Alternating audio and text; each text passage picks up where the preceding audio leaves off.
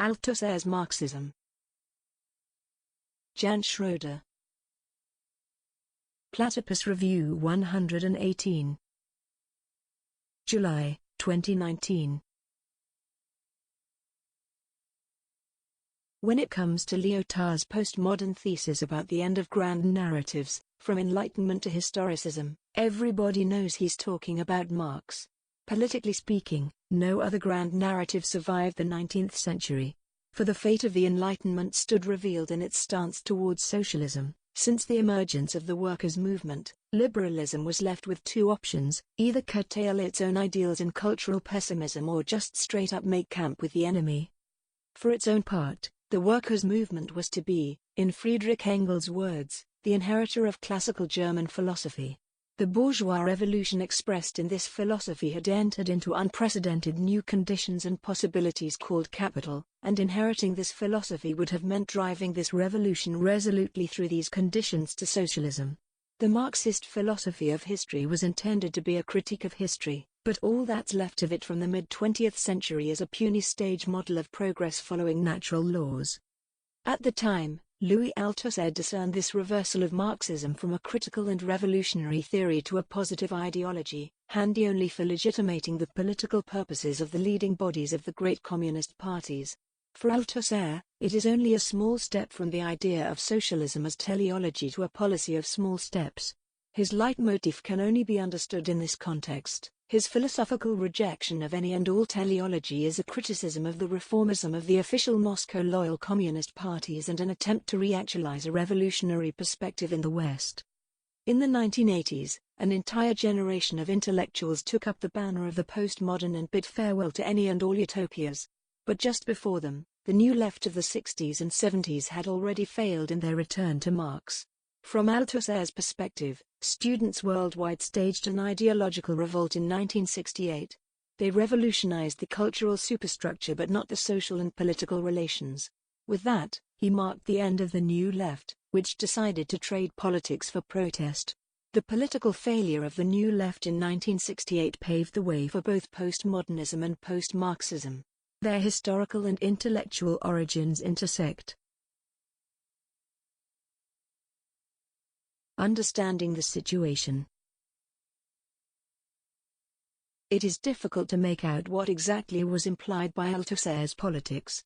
Because he was a member of the Communist Party of France, PCF, the students of the New Left regarded him as too conservative. However, his sympathy for Mao Zedong seemed suspicious to his Moscow-aligned party. Althusser was active as a left critic in and around the Communist Party of Italy, PCI, and the French PCF.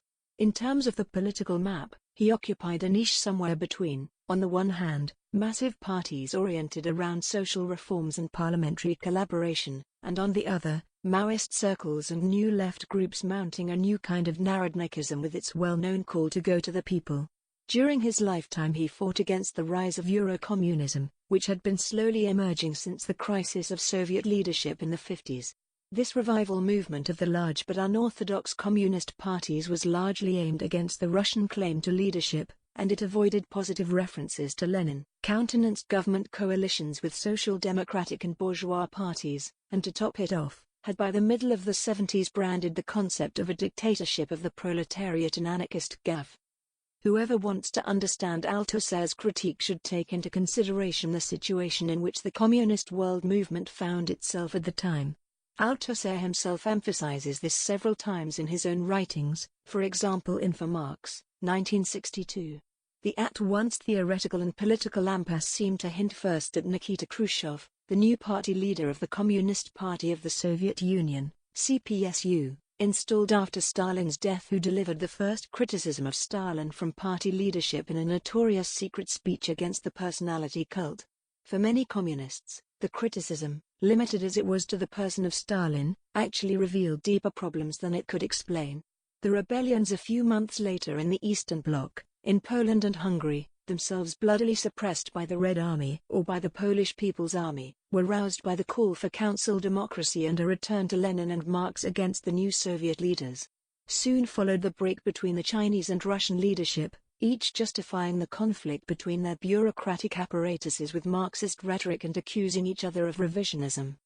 In Western countries, these conflicts provided political and ideological inspiration to the New Left. The emergence of the New Left and the crisis of the communist movement can therefore both be dated to 1956. The left in Western Europe, still loyal to Moscow, was now beset by two new currents. The Euro-communist movement was more interested in deepening the criticisms of Stalin and Stalinism. For Althusser, Eurocommunism represented the old revisionism of Eduard Bernstein and Leon Blum. All the enthusiasm for the young Marx, decreed in the 1940s and 50s for the Communist Party youth especially, meant for Althusser turning Marxism into a humanistic moral philosophy. The class struggle was to be replaced by the humanist reconciliation of all well-wishers. Althusser's philosophical expositions of Capital, his account of the development of Marx's thought, and the texts on the relationship between Marx and Hegel are directed above all against the humanist Marx of the Paris manuscripts. Leszek Kolakowski refers to Althusser's cutting off of an early humanist Marx from the Marx as basically a religious move. He rightly points out that Althusser moves within the iconography of the late communist parties. The political purpose pursued by Althusser is thus that of correcting two essential distortions of Marxism in the communist world movement. On the one hand, he criticized economism, or determinism, according to which the growth of the productive forces alone sufficed for the victory of socialism. This idea assumed that the Soviet Union would slowly overtake the West as long as a military conflict was prevented. The Western communist parties should behave calmly and push for reform at best, so as not to provoke intervention. On the other hand, Althusser criticized humanism, which assumed that the bourgeois camp could be persuaded to adopt a peaceful attitude towards the Soviet Union and that a policy on behalf of all humanity was possible. The open ease with which the Moscow-loyal and Euro-communist Marxists oriented themselves towards an evolutionary transition to post-1956 socialism helped another, new, Maoist movement to rise up and present itself as a genuinely revolutionary alternative. However, Maoist criticism of Khrushchev's restoration of capitalism in the Soviet Union and his doctrine of peaceful coexistence of systems not only spared Stalin in comparison, but also explicitly glorified him as a defender of the achievements of the revolution. Until about the mid-1970s, Althusser represented such a left-Stalinist or Maoist perspective within the Euro-communist-dominated PCF.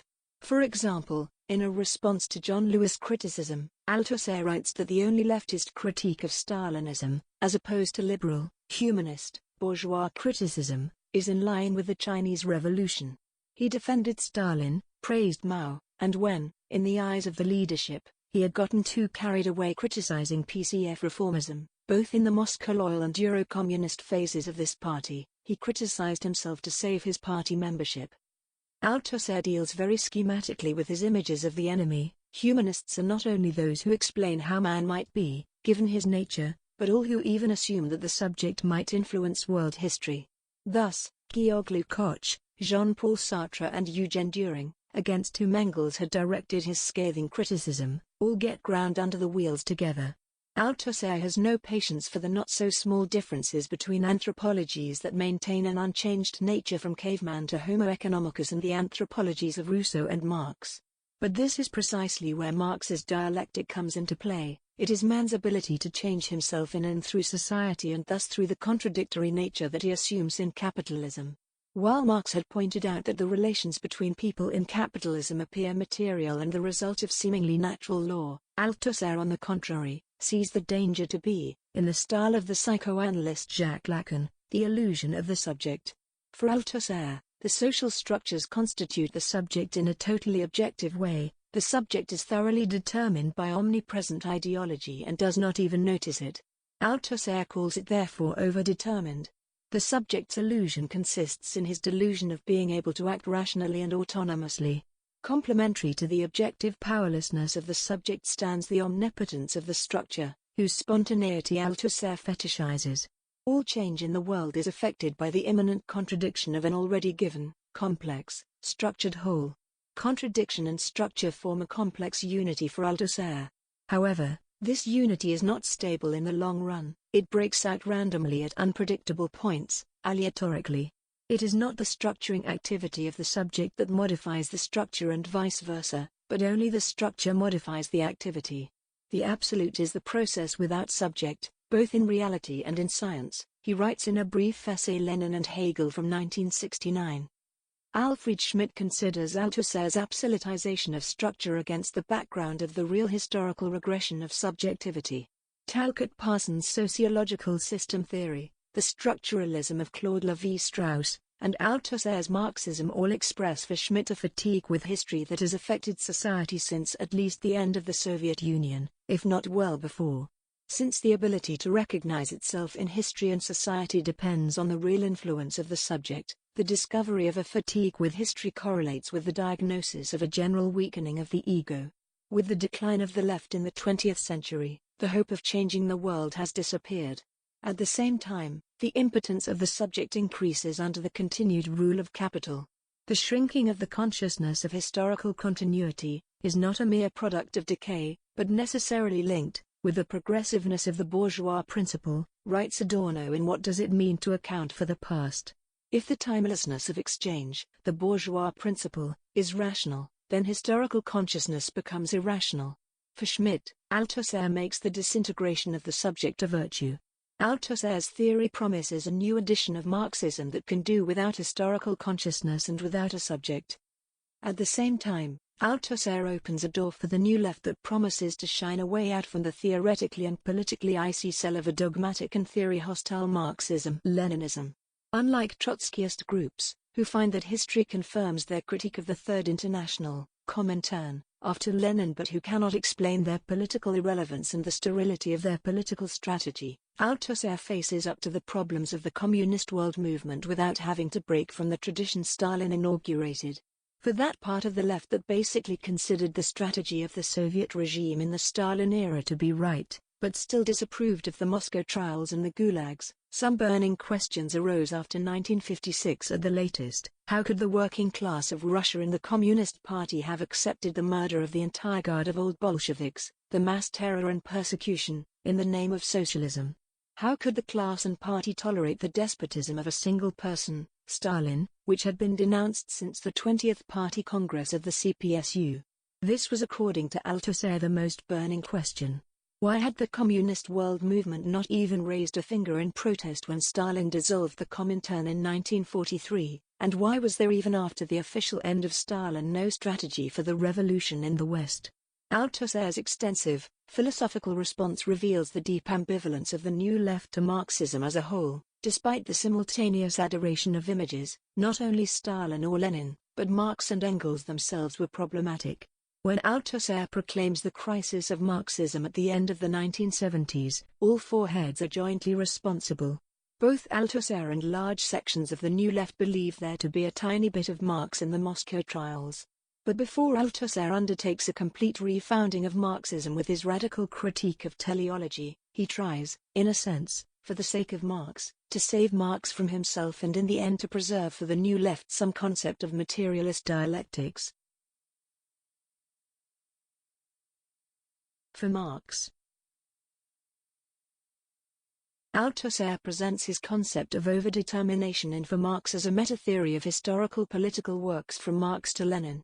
In extremely pretentious language, texts like On the Materialist Dialectic act as a sort of foundation for the dialectic that Marx wanted to write, but plagued by illness could no longer write. However, as Althusser clarifies in his late work, the text on aleatory materialism, 1982, his concept should not be understood as a new philosophy but as a methodological corrective against hermetic sealing and for interpretive opening. Because we use language, what we say has more content latent than what we manifestly mean. For Lacan, this overdetermination is expressed through the unconscious. Althusser uses this concept of overdetermination to interpret the concept of contradiction in Hegel and Marx. An accumulation of circumstances and currents, of whatever origin they may be and in whichever direction they may go, leads to structurally random changes. His theory of contingency was meant to undermine the certainty with which some Marxists had expected socialism. It is impossible to know in advance which causes and conditions precipitate a break or where the complexity of the contradiction shifts from a non-antagonistic to an antagonistic phase. With Althusser, not only Lacan's own psychoanalytic theory but also Epicurus' ancient philosophy, in which the random encounters of atoms produce and alter worlds, are both taken out of their respective realms and applied to modern societies.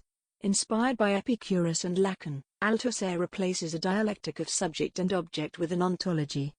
First, the theory of overdetermination should correct the assumption that all social and political phenomena are to be conceived only as mere manifestations of the simple general contradiction between two antagonistic classes.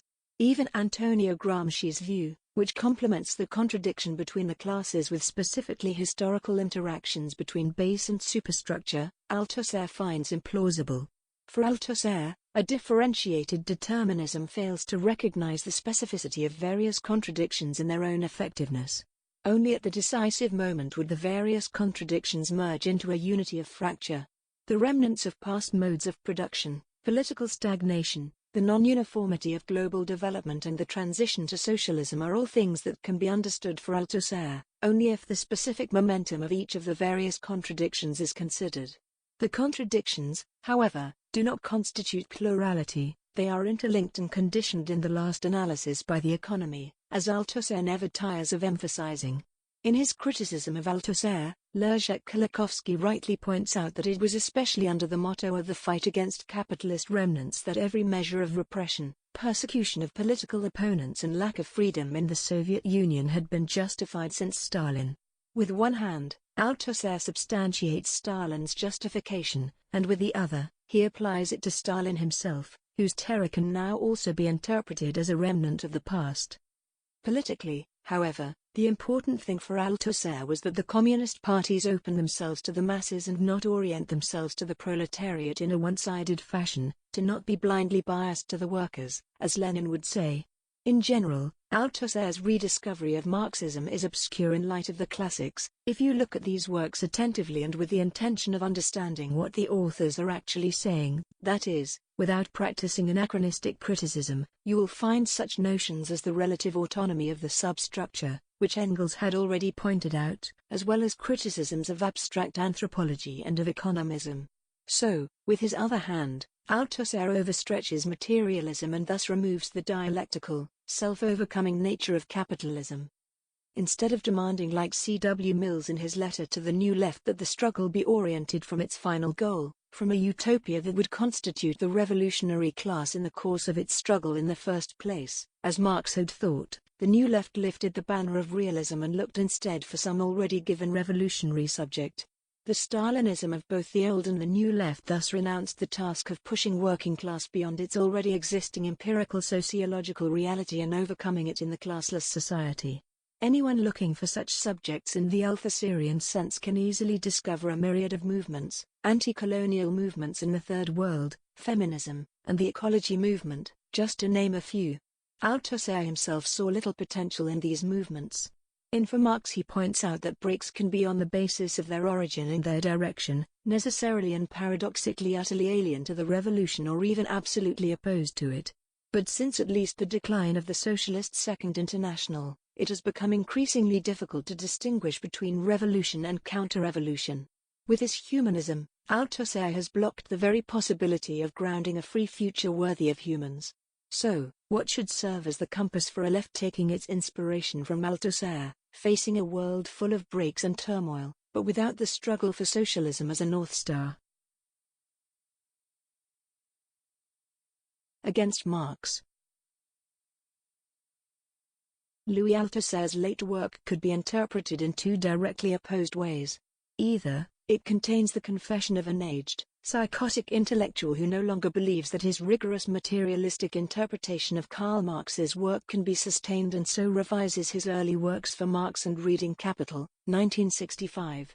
Or, what these later texts represent, The Crisis of Marxism, 1978, Marx and His Limits, 1978, written before the outbreak of his psychosis and the murder of his wife Hélène Rietmann and those after, The Undercurrent of the Materialism of Encounter, 1982, as well as Aleatorian Materialism, is an attempt to rewrite the early work and to reveal the hitherto invisible patterns. Althusser's late work, partially published posthumously, contains, When We Free It from Censorship, which he had to submit to as a member of the Communist Party of France until the early 1970s, a motive that, philosophically ciphered, pervades his whole work, a materialistic refoundation of Marxism. Instead of classical modern philosophy, Althusser's Aleatorian materialism works on the pre-Socratics, Epicurus, Spinoza, Machiavelli, Heidegger, and Lacan. The newest and oldest materialism meet here.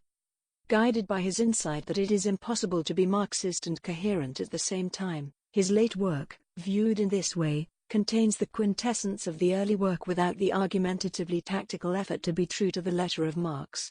So it can be understood, for example, why Althusser rejects the term dialectics in his late work, which in his early work is often used interchangeably with his own concept of overdetermination. The dialectic is more than questionable, indeed it is even harmful, i.e. it is always more or less teleological. Contrary to his early writings, where Althusser still believed he could neatly cut out Hegel from Marx, the starting point of his late work is the incompatibility of certain idealistic remnants of Marx with the materialistic logic contained in the historical chapters of Capital. The complexity and contingency of history's cause cannot be understood through the value form, says Althusser. Indeed, in his early work for Marx, he had already hinted at a thought of Antonio Gramsci's, who had called the October Revolution of 1917 the revolution against capital. Gramsci does not mean capitalism, but Marx's magnum opus. 4. Do we not always find ourselves under the rule of the exception? One exception was the failure of 1848 in France and the German failure of 1849, another exception the Paris failure of 1871, the failure of the German Social Democrats at the beginning of the 20th century, in anticipation of her chauvinistic betrayal of 1914, was an exception. So was the success of 1917. These have all been exceptions, but in reference to what? Quite simply, in reference to a rather abstract, yet comfortable and reassuring notion of a dialectical, revised and simple schema, which in its simplicity preserved the memory of the Hegelian model or simply resumed its gait, namely a belief in the resolving power of abstract contradictions as such. In the present case, this belief concerns the beautiful contradiction of capital and labor, writes Althusser and for Marx. For Althusser, the Hegelian term marauds hidden in the commodity form. Both Marx and Hegel, with their combined forces, transferred an immanent logic to history. Althusser's campaign against capital began indeed in his early work. In fact, one cannot understand Volume 1 Part 1 at all without completely removing its Hegelian lid, without, if you will forgive the presumption, rewriting it, he writes in Lenin before Hegel. Althusser's basic starting point is that Marx had only initiated a science that still had to be created, and it could be created by purposefully cleaning out of Marxism all its alleged teleology. On this point, post-Marxist theorizing, such as that of Alain Badiou, also emphasizes communism without Marxism. By transforming the conflict between capital and labor into an ontology of capitalist structure, Althusser reduces it in an economistic way.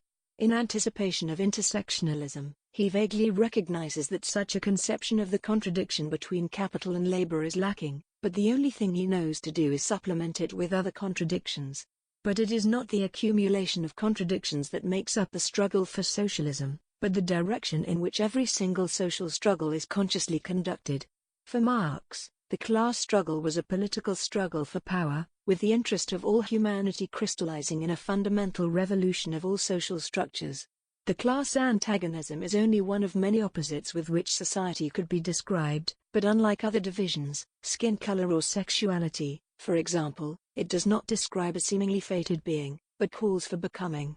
Nevertheless, writes Max Horkheimer in an aphorism on the relativity of class theory, the distinction of social classes proves to be superior to the other points of view, for it can be shown that while the abolition of classes brings with it a change of other opposites, resolution of these opposites does not mean the abolition of classes. Without Hegel. Althusser identifies every aspect of Marxism that Stalinism had elevated to orthodox Marxism with Hegel. For him, the problems of Stalinism lie in Hegel. Marx and Engels, however, had pointed out along with many other young Hegelians that Hegel's dialectic not only contradicts but also points beyond the closed system of Hegelian philosophy. Hegel's system and its theodicy become obsolete for Marx at the latest with the self-contradiction of bourgeois social relations in capitalism. In capitalism, labor no longer leads to property and freedom, as Hegel had supposed, but to the perpetuation of the worker as a wage laborer. Despite all the sleight-of-hand tricks with which Hegel forces the unconditionedness of the mind into the limitedness of the Prussian state, he remained committed to the purpose of his philosophy of freedom in one important respect. Freedom can only exist in Hegel if the political institutions enable the individual to develop freely. He does not exempt himself when he writes, "Every philosophy is its time comprehended in thought." Marx dedicated himself to the study of bourgeois social relations precisely because Hegel had followed Adam Smith in expecting from them the social and political realization of freedom. For Marx, however, these social relations had fallen into a contradiction with the Industrial Revolution. On the one hand, capital seeks to reduce working time to a minimum, while on the other hand working time remains the only measure and source of wealth. Capital has become itself the processual contradiction. A higher social organization of production, in which disposable time becomes the measure of wealth, is possible for Marx precisely because capital makes this freedom both possible and suppressed. Marx's intention to realize the promised but unresolved potentials of this society through revolution is transfigured by Althusser's anti-Hegelianism into anti-capitalism. Instead of wanting to realize communism in and through social relations, Althusser defines communism as an apparent absence of society, in places where, as in formerly pre-modern times, the individual was to be taken up into and merged with the collective. There are communities of communism everywhere across the world, for example, the church, certain trade unions, and certain cells of the Communist Party, he says in an interview in 1980. Thus, Althusser turns Marx upside down, since for Marx the free development of each should become the condition for the free development of all. Bourgeois right, as Marx wrote in his critique of the Gotha program in 1875, could be realized for the first time only in socialism and thereby abolished. Socialism should not fall behind bourgeois right. Accordingly, socialism was not possible for Marx because capitalism produces dissatisfaction and disruptions that undermine bourgeois social and legal relations, but because bourgeois social relations point beyond themselves. Althusser, on the other hand, simply views bourgeois social relations as a new structure of domination that is to be shattered. But dissatisfaction and the fight against oppression already existed in the pre-modern era without the modern potential for freedom. The project of Marx's Second Enlightenment becomes a counter-enlightenment for Althusser, who dismisses the potential of freedom as an illusion. For Marx, following Hegel and Kant, consciousness is not a passive category separate from the will, but is at once theoretical and practical. Marx calls commodity fetishism a necessarily false consciousness because in the practice of exchange society human relations really are represented as things. The subject is practically effective just so far as it falls into the object, so far as it is social. Althusser misunderstands the dialectic because he starts from false premises. Consciousness has no practical meaning for him, but is only that which haunts our heads and is determined by the ideological structure. With this he unconsciously refers to regression in the 20th century. His party understood the class-conscious worker to be only someone who votes communist. He contrasts this with the demand for practice. But this demand can be diverse and pursue diametrically opposed political purposes. The object, for Althusser's structure alone, is contradictory precisely because the subject also collapses into it.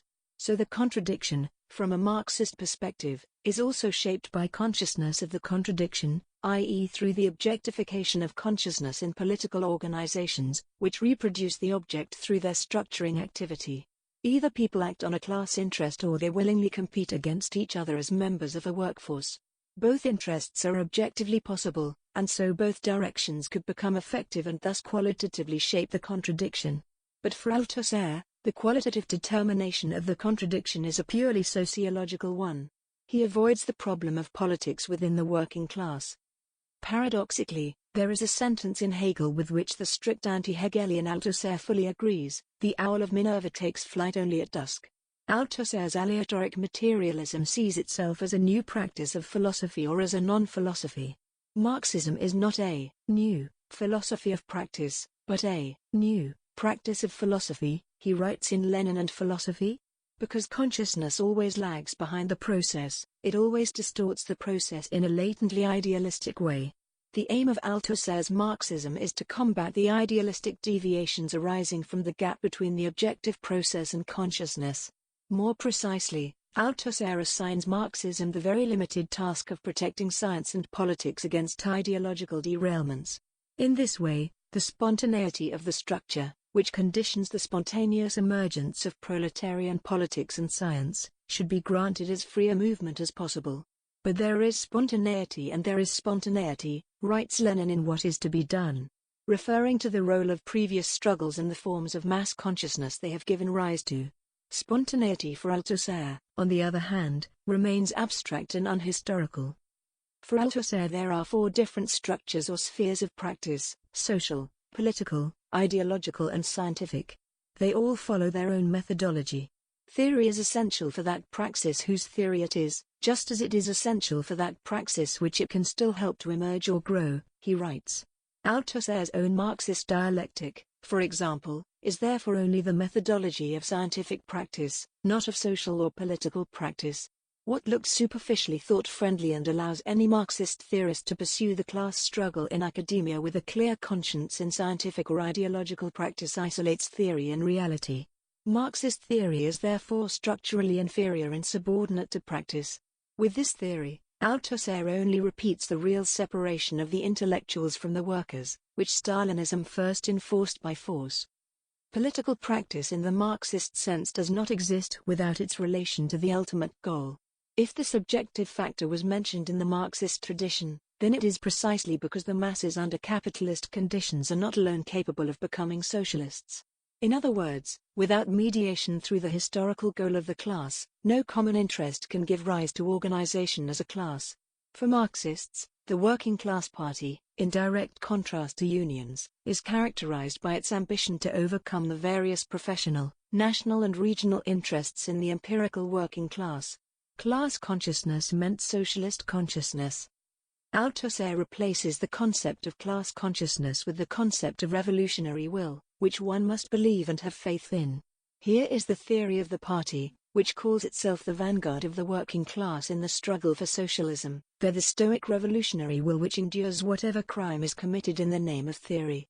In his criticism of the party leadership, on the 22nd Congress of the French Communist Party, in July 1977, Althusser writes, "The working class only has its revolutionary will, its theory and its free organization of the struggle, sealed in the unity of thought and action." Althusser reverts to Lacan and uses him for his political theory.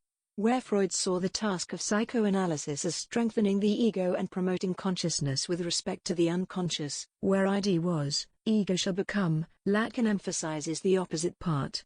He emphasizes the fragility of the ego and self already recognized by Freud and emphasizes the importance of the unconscious. In his social theoretical lectures this emphasis culminates in his well-known assertion that the autonomy of the subject is an illusion. For Lacan, the full text of the subject is to be found in the ID, which is suppressed by the ego in the Lacanian interpretation of Freud. Consequently, for Lacan, the task of psychoanalysis is instead to make the ego more receptive to the ID, to break its supposed resistance. Althusser argues in the vein of this extremely questionable Freud interpretation for his anti-humanism. If the workers are told that it is men who make history, sooner or later, that helps to disorient or disarm them. It tends to make them think that they are all-powerful as men, prevents them from making use of the only power they possess, that of their organizations as a class and their class organizations, by which they wage their class struggle, he writes in a letter to John Lewis. The contrast between Freud and Lacan reflects the contrast between Marx and Althusser. While in Althusser the weakness of the workers and their powerlessness should lead to organization, the strength of the working class, according to Marx, lies in the possibility of recognizing that it is already producing social wealth, but as capital and thus as a foreign and dominant power. The working class makes history, it is its subject-object, as Lukács says, but until now unconsciously and thus for alienated purposes. Only if the working class develops an awareness of its potential strength could it also accomplish the revolution and build a future society. From an unconsciousness of the weakness and powerlessness of the individual worker follows at best the defensive association in a union, at worst the call for an authoritarian leader. The mystifications of post-Marxist and postmodern theories are anticipated in Althusser's liquidation of the dialectic of subject and object.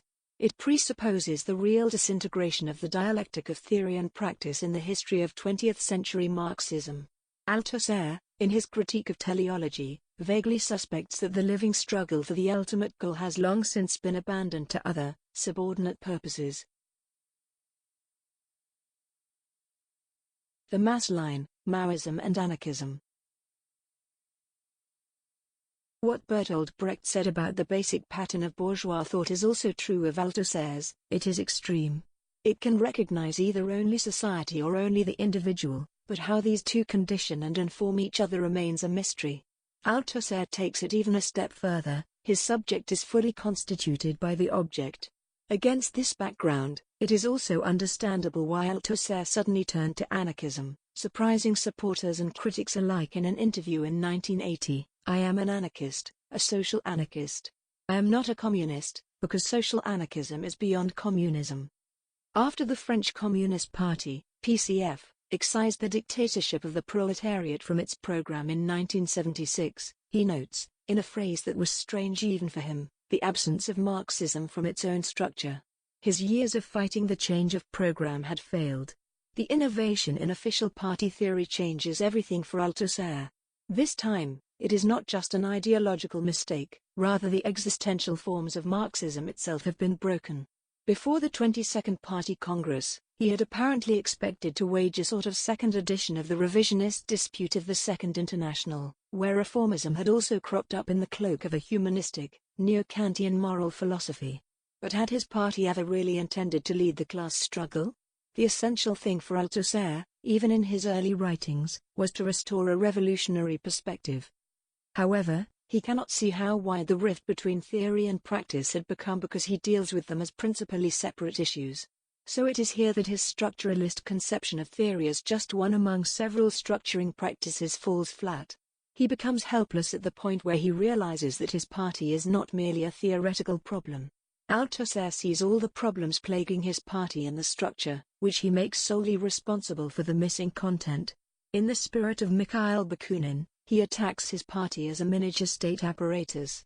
In the best case, ideological error in theoretical praxis clogs up a political praxis that, driven by the revolutionary will, continues on its stoic way.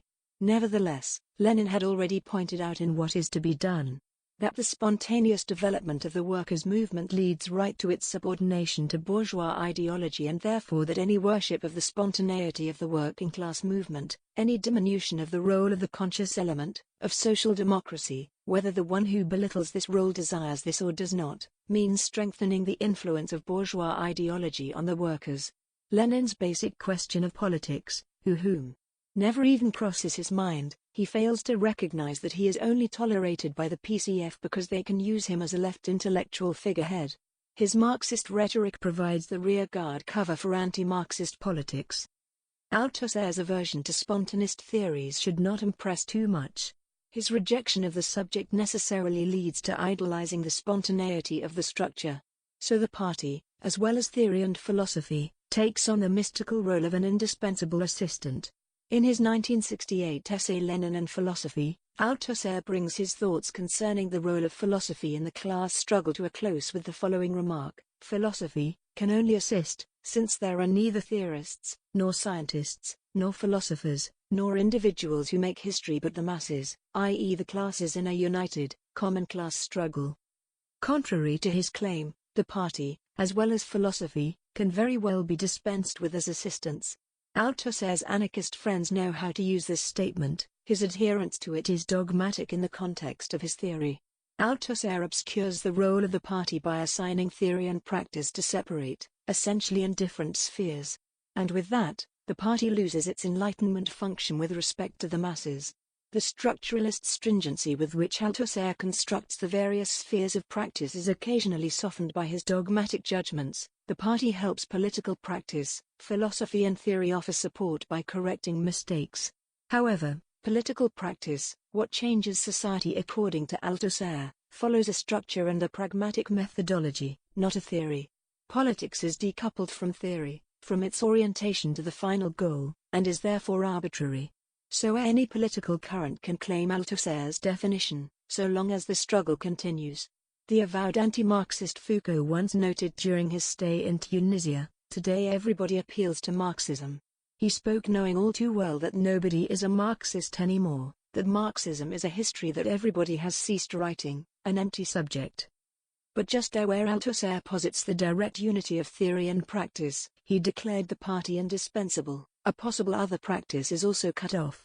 His dogmatism concerning the indispensability of the party obliges him, despite better insight, to make do with an existing party. In Althusser's case, the PCF, however distant its politics are from the North Star of socialism. All the Marxist categories receive strict treatment by Althusser. Everything is there, everything is considered: the party, the class struggle, theory, the dictatorship of the proletariat, and the rest. Althusser recognizes that the only thing left of Marxism was the names, the content having been lost. His solution is to give the name a new content, one appropriately measured to the new reality. But this reality had buried the content of Marxism. By reintroducing Marxist categories and bringing them together with a practice that had become directly anti-Marxist, Marxism is once again destroyed. The inheritance. We can only have a dim guess of how bleak the time was when the deterministic theories of the great communist parties influenced the intellectual life of entire generations, given how strikingly Althusser's post-structuralist revision of Stalinism, falsely perceived as orthodox, inspired a generation of intellectuals. From Michel Foucault and Jacques Derrida to Jacques Rancière, Etienne Balibar, and Antonio Negri, his thinking was carried on beyond political camps. Contrary to Althusser's intentions, however, his disciples and the world as a whole did not move closer, but further away from Marx. Far from addressing Althusser's questions and problems of his early writings, they changed the subject of critical reflection. His students were no longer concerned with the revolutionary dialectic of the transition from capitalism to socialism.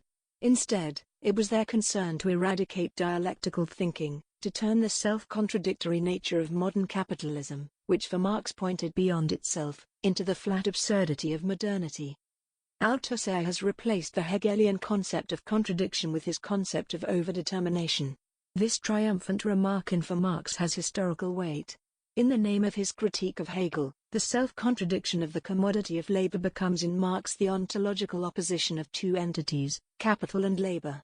The political conflict within the working class is externalized, and external contradictions are made central. Althusser discovers in his theory only the condition in which history and society are without class struggle. In his time most people were already taking social conflicts to consist mainly between ethnic groups, races, religions and genders. Other divisions replaced the class struggle. Whether a working class recognizes its class interest in proletarianized society or follows a policy that perpetuates its competition as a commodity is left for Althusser to the random accumulation of objective contradictions. Thus, Althusser raises the absence of Marxism to the principle of Marxism itself. Instead of claiming the legacy of German classical philosophy, as Engels had demanded, he denounces the modern utopia of the Enlightenment haute court as ideology. The left that follows him should stand indifferent to the content of change and draw its hope from a one-dimensional form, the chaos of breaks and fractures. Stoicism is declared a political task. Althusser is not the last turn away before postmodernism, but rather a scattered, disgusted soldier in enemy territory. Despite desperate efforts, he does not find his troop. It has long capitulated or defected to the enemy, and so he loses his way forever. Althusser missed not only a shot, but the whole shootout. By the time he became a communist, Marxism was long gone. With the failure of the World Revolution in Germany and the year he was born, 1918, he began his decline. Yet Althusser's attempt to make Marxism coherent at a time when theory and practice had become objectively indifferent to each other. He adapts Marxism to its political death. Althusser and the Dead Left close the void between theory and practice on the one hand, by positing their unity, on the other hand, by completely separating them. Both, however, destroy the dialectical tension of the poles, which is meant to lay a bridge leading from the present through history to the final goal. Thus, the unity is dissolved into a given, arbitrary practice. But wrong praxis is no praxis. Because they need to mediate theory and practice, Althusser and the Dead Left also raise the need for a socialist party. For Marx, the party does not itself solve the problem, but it allows it to be posed at all. Althusser and today's Dead Left avoid the problem. Either they leave the masses entirely to other parties through the mock radical rejection of parties, or they believe they have already found the solution to the problem of mediation in a given petty bourgeois democratic party, in Althusser's case, the PCF. Only through theoretical reflection could a different practice come to be which does not simply ignore the present absence of the party. Regardless of whether Althusser is read or understood, all 52 varieties of the dead left today are, objectively speaking, Althusserian.